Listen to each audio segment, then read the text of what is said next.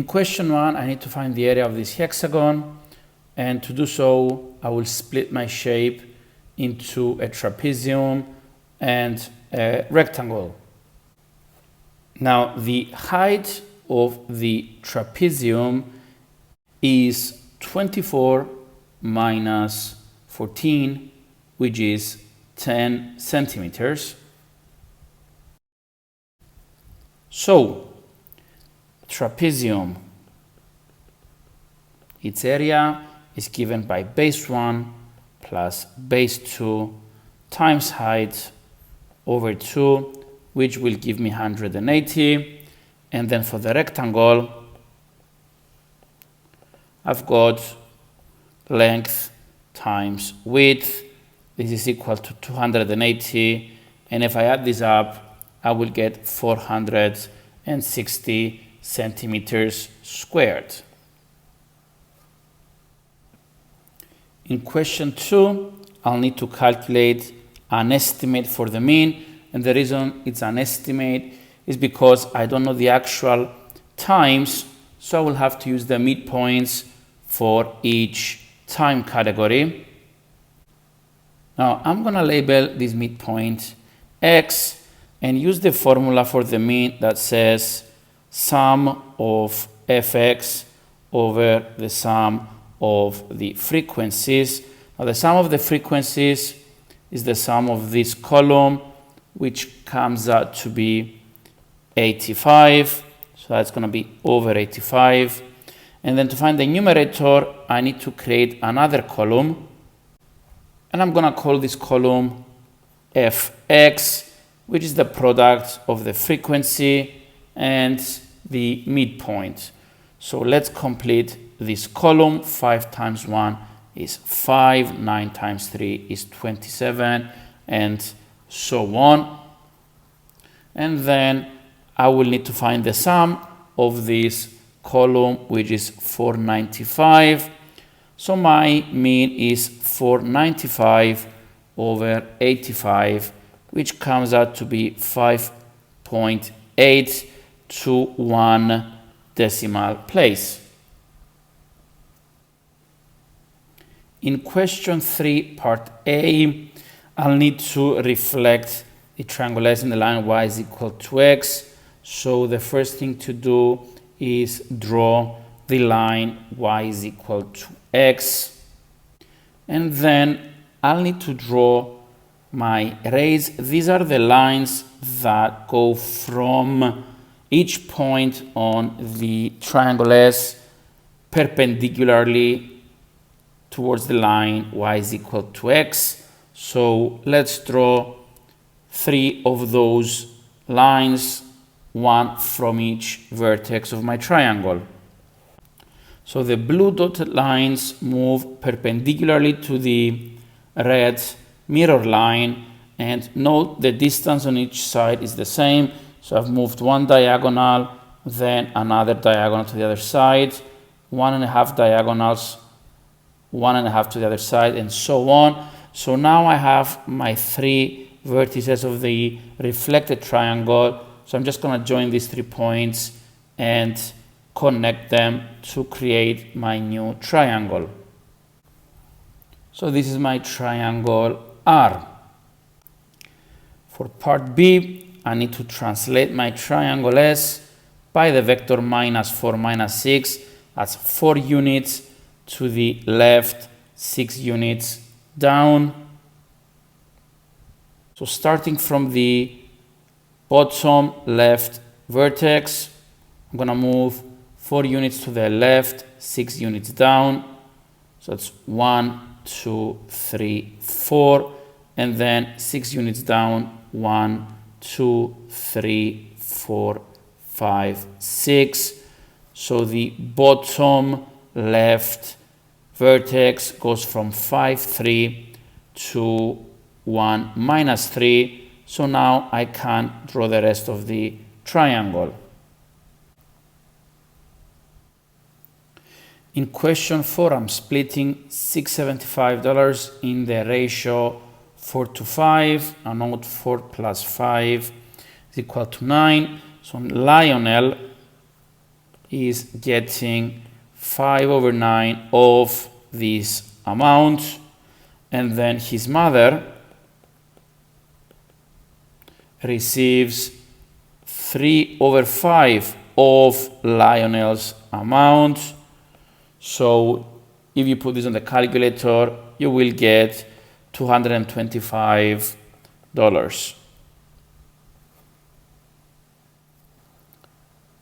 In question 5, I will proceed by trial and error. I'm going to start with n equals 1, calculate the value of v, comes out to be 7, that's a prime number. N equals to 2, e comes out to be 11. N equals to 3, e comes out to be 17. N equals to 4, e comes out to be 25. That's not prime, so let's write the conclusion. So the answer would be no, she's not correct, because when n is 4, e is not a prime number.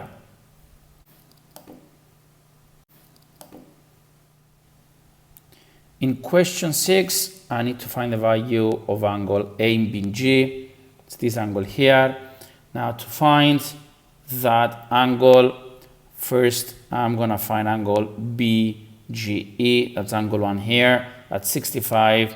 Because it's an isosceles triangle, then I will find EBG. That's angle 2 here. I'm going to use the fact that the sum of the angles in a triangle is 180. And then finally, I'm going to use the property of interior angles. So these two are interior angles in parallel lines, and they add up to 180. So let me label this whole angle as 3. So let's start. Angle 1 BGE is equal to 65. Then EBG is equal to 180 minus 2 times 65, which comes out to be 50. Now angle ABE is equal to 180 minus 38 plus 65, which is 77. So angle ABG, which is the required angle, is 77 minus 50, which is equal to 27 degrees. In question 7, I have an arithmetic sequence. I need to find, in terms of n, the nth term of the sequence. First, let's remind ourselves of the formula for the nth term of an arithmetic sequence. So nth term is equal to a plus n minus 1d, where a is the first term and d is the common difference. Note in this case, I am adding 4 each time, so the value of d is 4. The first term is 6, so a is equal to 6, d is positive 4, so the nth term is equal to 6 plus n minus 1 times 4, and if I expand and simplify, I will get 4n plus 2. Then in part B, I need to write down an expression, again in terms of n, for the n plus 1th term of this sequence. So I will use my answer above, but this time I will replace n with n plus 1. So n plus 1th term equals 4, n plus 1, then plus 2. If I expand and simplify, I will get 4n plus 6, and I'm done. In question 8, I need to write these two in standard form. So for the first one, note that the decimal point is at the end. In order to move it between 1 and 3, I will need to move it 6 places to the left, so it's 1.39 times 10 to the 6. While for part B, I need to move my decimal place from its current position to the right of 5, so that would be 5 times 10 to the minus 3. In question 9, we have an empty pool. We are given the dimensions and we're going to put water in the pool. Now the surface of the water will be 60 centimeters below the top of the pool. We have the rate of flow of the water in the pool. We need to find the time it takes to fill. So let's draw the water in the pool. That's how it looks like. Now this distance here, this height there is 0.6 meters. So the level of the water, the height of the water is 2.5 meters minus 0.6 meters, which is equal to 1.9 meter. So the volume of the water will be 3 times 12 times 1.9, comes out to be 68.4 cubic meters.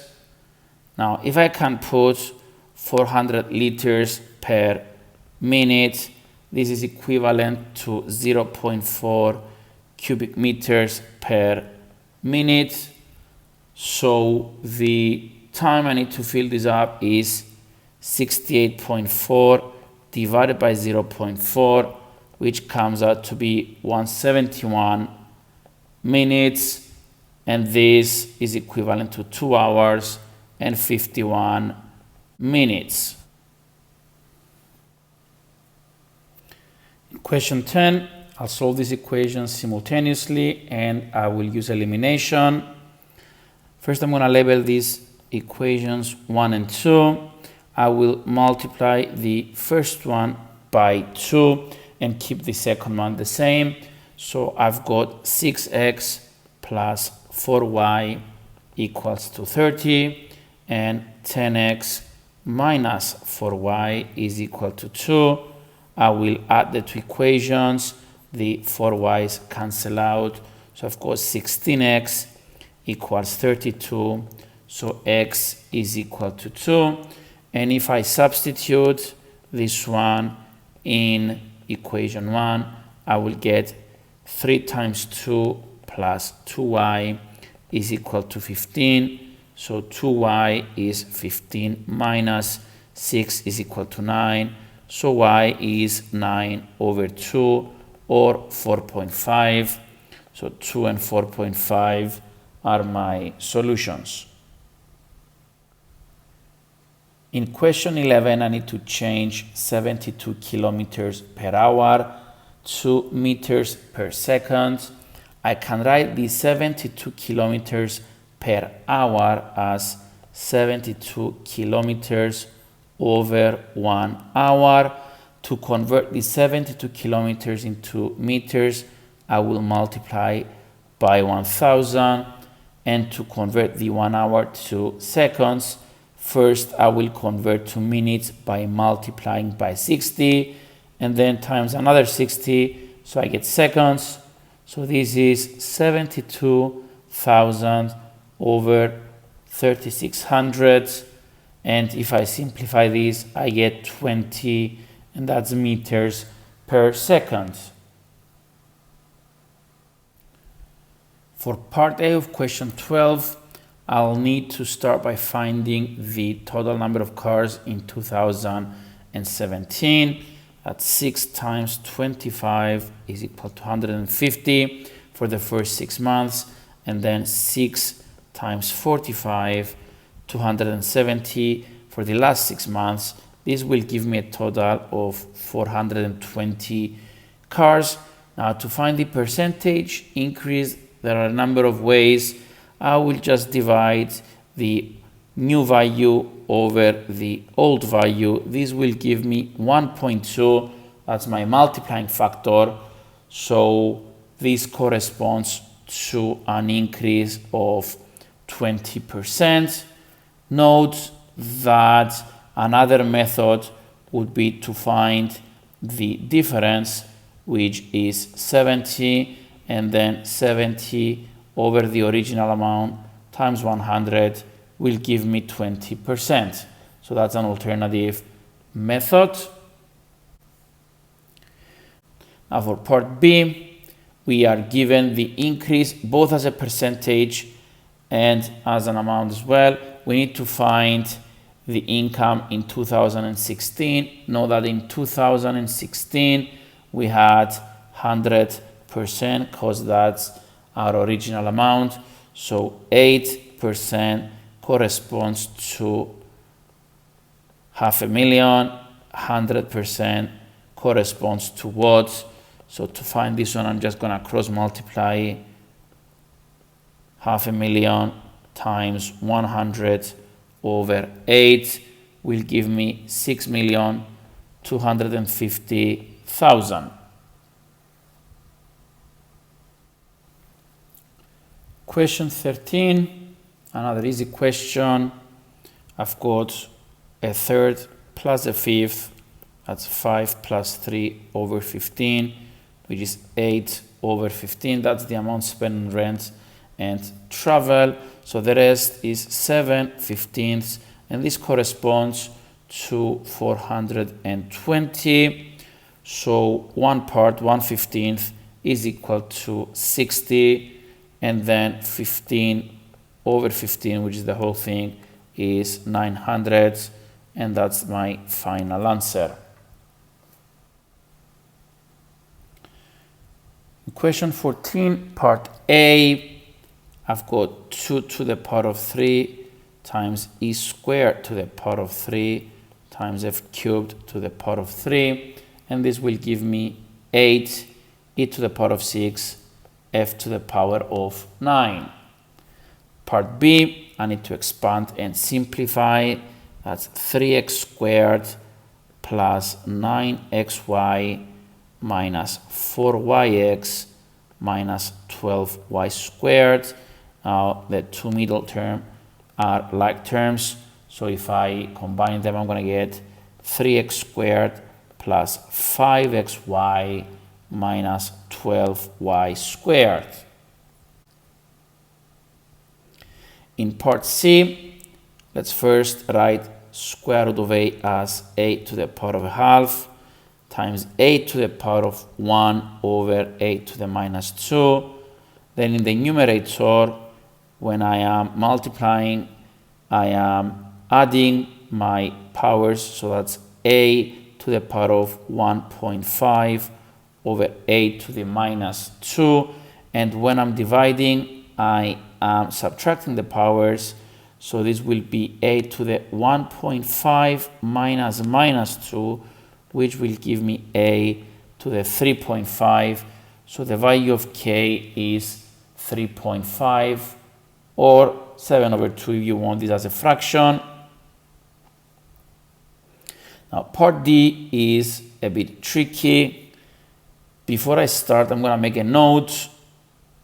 So I can write 4 to the power of n as 2 squared to the power of n, and then I can just swap n and the square, so I can write it as 2 to the n squared. So my expression becomes 2 to the n minus 1 over 2 to the n squared minus 1. And then note, that's the tricky part, that the denominator is the difference of two squares. So I've got 2 to the n minus 1 times 2 to the n plus 1, and then I can cross out the two factors that are the same, and I'll be left with 1 over 2 to the n plus 1. In question 15, we've got two bags, x and y. Bag X has 11 blue counters, so 9 red, and then bag Y has 9 blue counters and hence 7 red counters. And then I need to complete the probability tree diagram. Since I've got 11 out of 20 for blue, I've got 9 out of 20 for red. And then for bag Y, I need another 2 set of branches. Now for bag Y, I've got 9 out of 16 blue, so 7 out of 16 red, and then the same thing below. So that's my tree diagram. Now in part B, I need the probability that the 2 counters are both red, so I need the product of these 2 probabilities. That's 9 out of 20 times 7 out of 16, which is 63 out of 320. Now for part C, I need the probability that the 2 counters are both red or both blue. So I need my final outcomes to be blue, blue or red, red. So I need 2 products, and then I need to add these 2 products up. So for part C, 9 over 20 times 7 out of 16. That's the same as part B, plus 11 out of 20 times 9 out of 16. This comes out to be 63 out of 320 plus 99 out of 320, which is equal 162 out of 320, or 81 out of 160. And that's the final answer. In question 16, I've got intersecting chords. I always start my formula from the point of intersection. So AB times AC equals AX times AY. And if I substitute the values in, I'm going to get X times X plus 4 is equal to 12 times X plus 12. Expanding gives me X squared plus 4X equals 12X plus 144. And if I collect everything to one side, I get X squared minus 8X minus 144 equals to 0 as required. In part B, I need to find the length of AC. Note, I'm being told to give my answer correct to 3 significant figures, so I don't expect an integer value or even a fraction. So I'm going to use the quadratic formula, x equals 2 minus b plus or minus b squared minus 4ac, square root of that, over 2a. Now a is 1, b is minus 8, and c is minus 144. So x is equal to minus 8 plus minus square root of minus 8 squared minus 4 times 1 times minus 144 all over 2 times 1. So this comes out to be 4 plus or minus 4 square root of 10. And if I split this up, I will get x equals to 16.6 or x equals to minus 8.65. Now x can't be negative because it's one of the sides, so I'm going to reject this one. So AC, which is equal to x plus 4, comes out to be 20.6. In question 17, I'll need to draw a histogram for this data. Before doing so, let's remind ourselves of an important formula. Frequency density, which is basically our height, is equal to the frequency divided by the class width. Now the class width is the difference between the upper bound and the lower bound of each category. So let's start by creating 2 more columns, one for the class width and 1 for the frequency density. So the class widths are 20, 30, 50, 250, and then the frequency densities are 2, 3, 2.8, 0.7, and 0.8. So let's draw now these 5 bars on the histogram.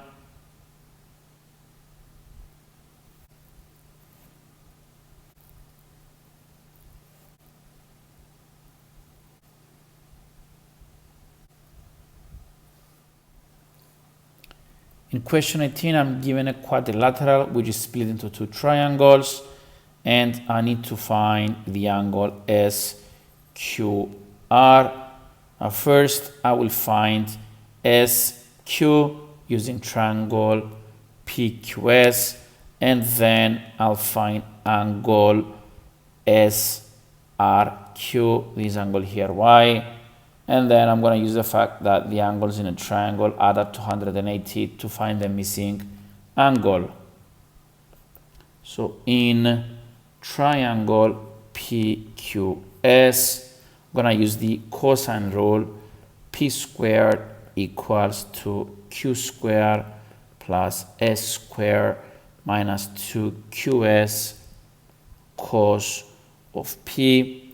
So P squared is equal to 8 squared plus 12 squared minus 2 times 8 times 12 cos 120. P comes out to be the square root of 304.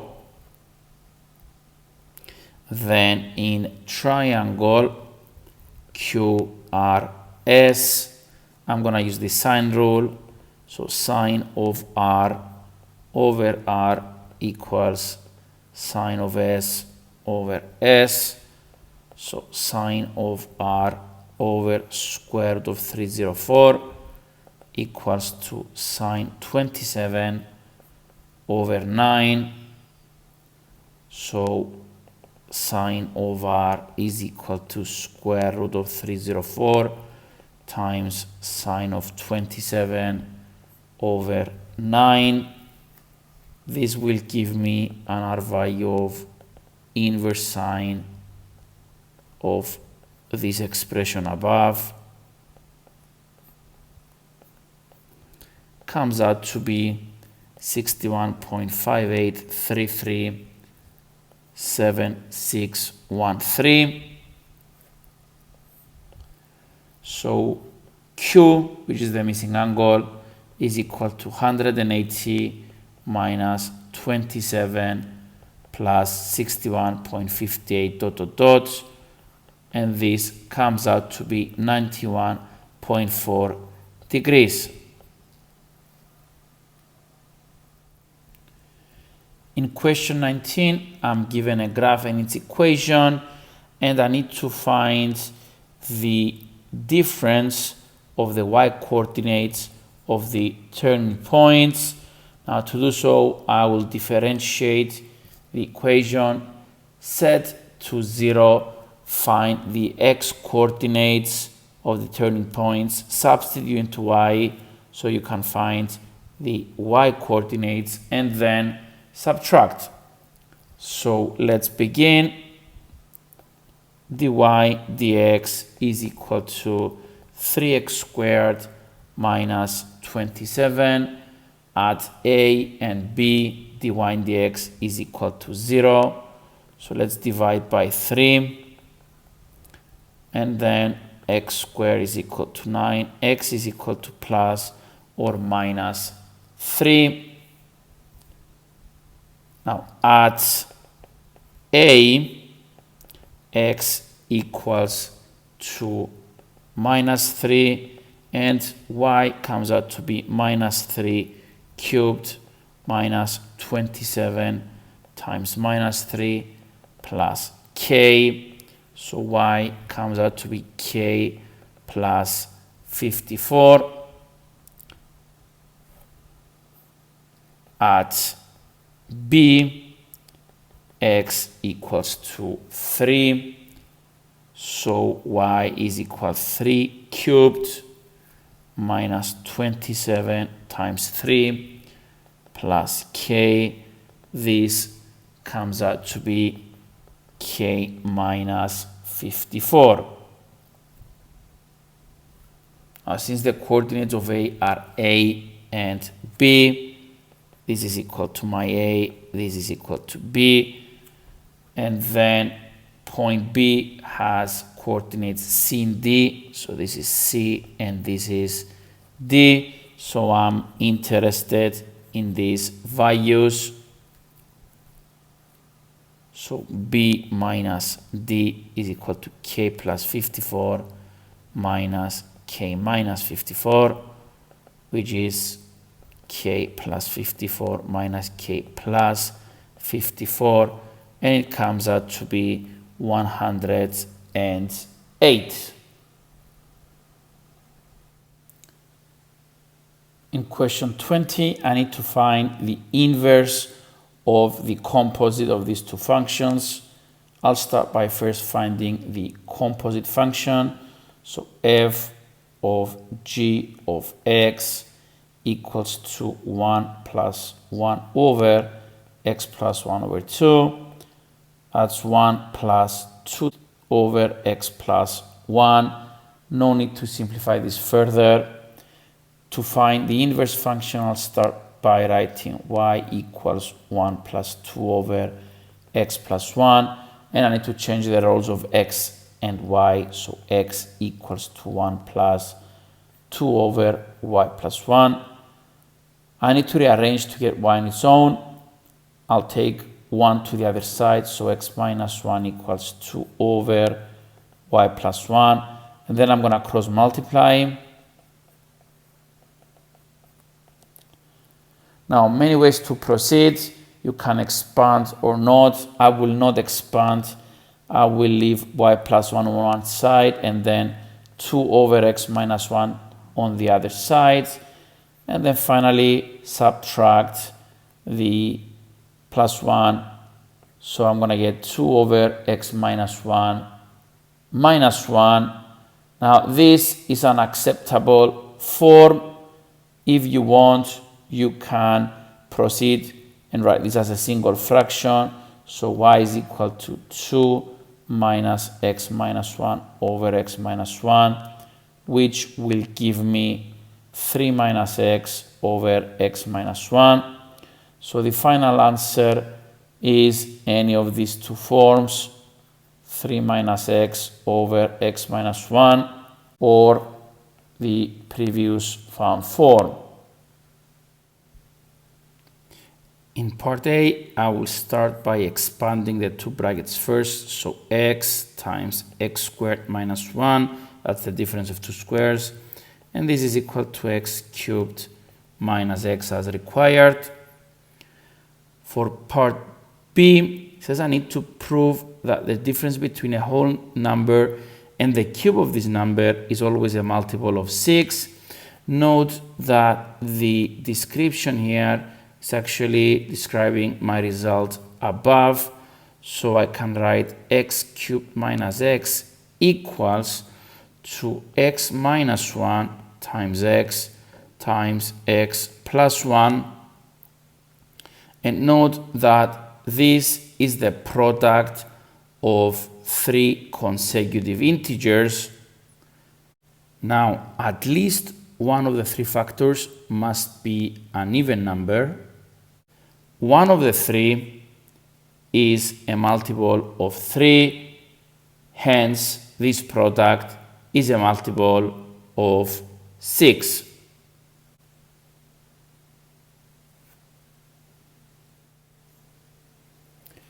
In question 22, I'll start by working out the volume of the metal used. I'm going to do that using the density and the mass.